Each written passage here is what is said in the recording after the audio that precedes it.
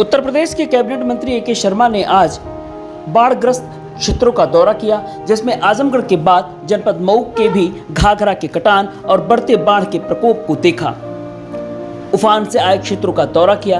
Cabinet मंत्री A K. Sharma ने आजमगढ़ मऊ के बाढ़ग्रस्त क्षेत्र में लोगों से मिले व बाढ़ पीड़ितों की समस्याएं जानी और बाढ़ पीड़ितों को राहत सामग्री भी बांटी। इस दौरान कैबिनेट मंत्री ए.के. शर्मा ने कहा कि बाढ़ से गिरे मकानों को पीएम आवास दिया जाएगा, वहीं बाढ़ के स्थायी निदान के लिए योजना भी बनेगी। बाढ़ पीड़ितों के साथ सरकार खड़ी है।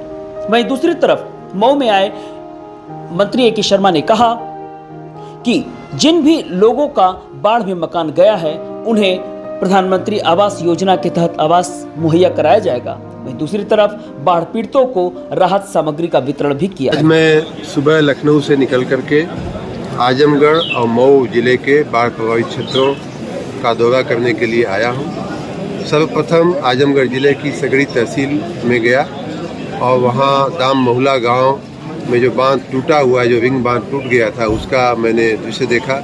बहुत ही भयावह दृश्य, कल परसों आपने भी वीडियो पे देखा होगा, बहुत ही भयावह दृश्य था। उससे जो असर हुई थी, जो इन मकानों में पानी घुस गया था, जिन घरों में और गाँव में पानी घुस गया था, वो सब मैंने प्रत्यक्ष देखा। उसके बाद वहाँ के प्रभावित लोगों को राहत सामग्री वितरित की गई। वहाँ से निकलने के बाद दोहरी आते समय उस बांध के किनारे किनारे आते हुए कई जगह लोगों ने रोक करके बांध में जो टूटाव हुआ था, जो टूटा था या टूटने की कगार पे था या मरम्मत की गई थी, उन सारे दृश्यों को हमें दिखाया। उसी बांध के इर्द गिर्द रहने वाले कई प्रभावित लोगों से भी मैं मिला और उनको भी राहत सामग्री, हमारे राधा स्वामी संप्रदाय ने हमारे निवेदन पर उनके लिए भोजन भी प्रस्तुत किया, तो वो भी वितरित किया गया।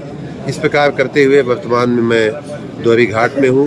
दोहरी घाट ब्लॉक के कई गांव बड़ी बुरी तरह से प्रभावित हुए हैं। दोहरी घाट कस्बा भी बड़ी बुरी तरह से प्रभावित हुआ है। नई बाजार,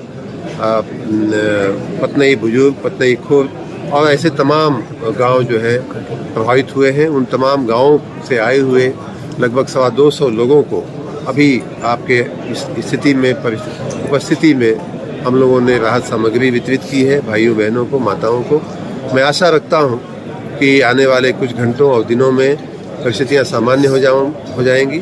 मैं आजमगढ़ और मऊ दोनों ही जिलों के स्थानीय प्रशासन को बहुत साधुवाद देता हूं, जनप्रतिनिधियों को बहुत साधुवाद देता हूं और यहाँ की सेवाभावी संस्थाओं को भी साधुवाद देता हूं कि उन लोगों ने जनता की सेवा में कोई कोर कसर नहीं रखी है।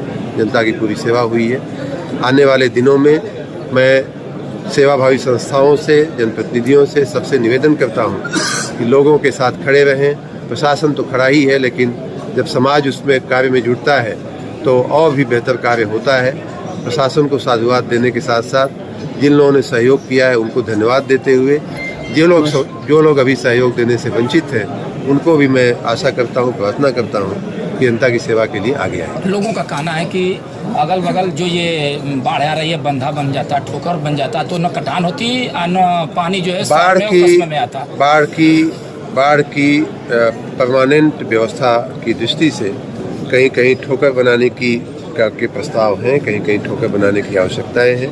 उन सबको हम लोग आने वाले दिनों में उसको अच्छे से देख करके और हम लोग उसका स्टडी करके उस पर जो भी करना जैसा। मधुबन क्षेत्र के बिनटोलिया में जो है वो लगातार कटान चलता रहे। कम से कम 500 घर वो कट चुका है, फिर भी वहाँ पर अब तक न ठोकर बना, न कोई वहाँ व्यवस्था की गई। जो भी विधायक और जो भी वहाँ जीते जन सेवा करने के लिए प्रतिनिधि बने, वो जनता को जनता का ना कि भुलावा दे करके तोड़ देते हैं, लेकिन हमारा जो है न बंधा बनता है, आना जो है ठोकर लगता है। खाली आश्वासन दे के लोग चले जाते हैं, ना राशन की व्यवस्था होती है, न बाढ़ की व्यवस्था।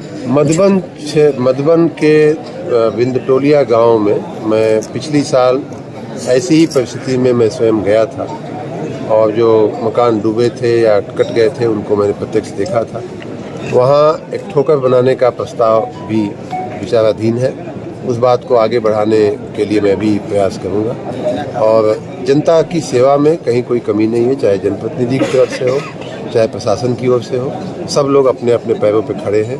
प्राकृतिक आपदा में ये परिस्थितियाँ आई हैं, लेकिन उससे निपटने के लिए जन सहयोग आवश्यक है। मैं जनता से भी अपील करता हूँ कि लोगों की सहायता के लिए मदद